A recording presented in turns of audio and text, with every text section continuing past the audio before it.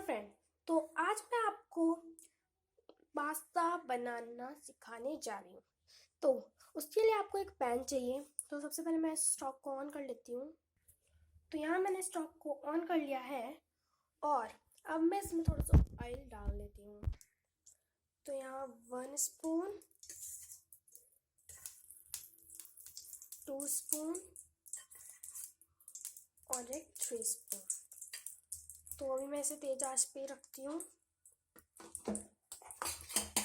तो तेल को थोड़ा सा गर्म हो जाने के बाद आप इसमें डाल दीजिए थोड़ा सा प्याज, थोड़ा और डाल देती हूँ।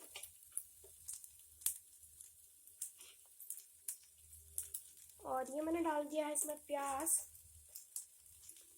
प्याज को डालने के बाद अच्छे से सॉट कर लीजिए।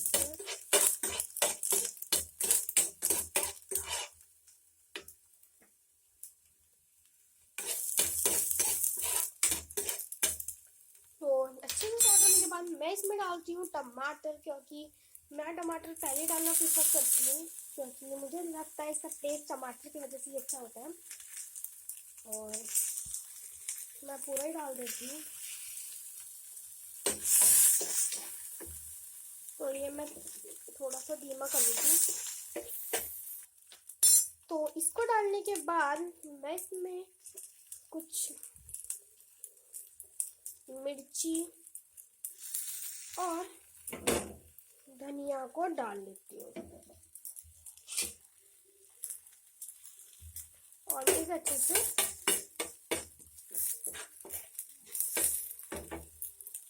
इसके बाद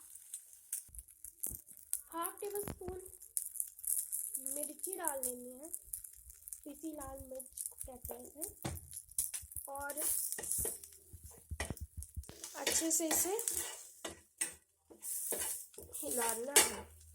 उसके बाद मैं थोड़ा सा इसमें धनिया डाल देती हूँ, धनिया पाउडर कहते हैं,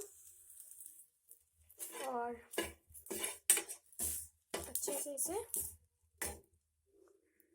उसके बाद मैं थोड़ा सा गरम मसाला डाल देती हूँ और इसे मिक्स कर देती हूँ अच्छे से। इसके बाद मैं टेस्ट अनुसार नमक डाल लेती हूँ।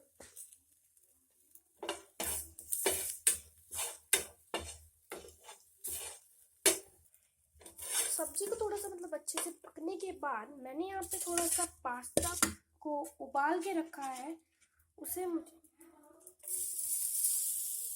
इसमें डाल देना है।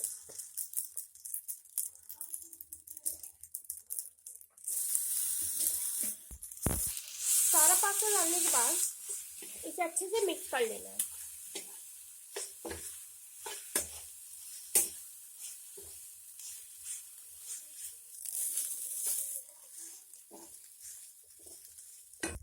इसे थोड़ा अच्छा स्वादिष्ट बनाने के लिए मैं इसमें डालती हूँ लेमन जूस,